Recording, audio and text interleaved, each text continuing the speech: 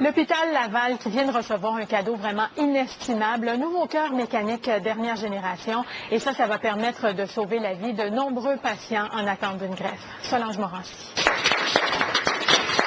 Cet appareil remplace le cœur et les poumons qui ne suffisent plus à la tâche chez un grand malade.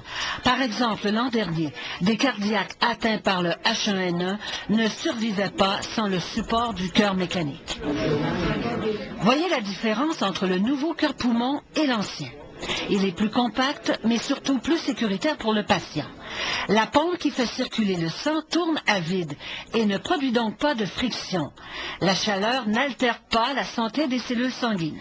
On avait des bris au niveau des cellules sanguines des patients qui, par effet secondaire de ça, on se retrouvait avec une défaillance rénale, défaillance hépatique, défaillance pulmonaire, donc une atteinte multisystémique qui souvent emmenait le décès des patients. Même les greffés, dans une proportion de 30%, ont besoin du cœur mécanique dans les premiers jours suivant la greffe. Or, l'hôpital Laval l'utilise entre 20 et 25 fois par année. C'est l'organisateur du rendez-vous Ferrari 2010 qui a amassé l'argent nécessaire à l'achat de cet appareil de 100 000 $. La mission du club, c'est de servir nos voitures pour faire des levées de fonds. Puis, c'est exactement là, ce qu'on fait. On a fait ici à Québec. Puis, on va pouvoir le porter avec ça ici, ça fait 10 kilos. À quelques pas du bloc opératoire, le cœur mécanique nouvelle génération suscite beaucoup d'intérêt chez le personnel.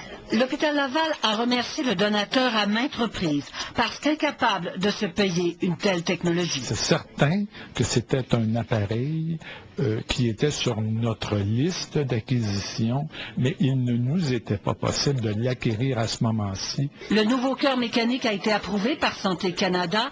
Il est le premier en Amérique du Nord. Solange Morancy, TVA Nouvelles, à Québec.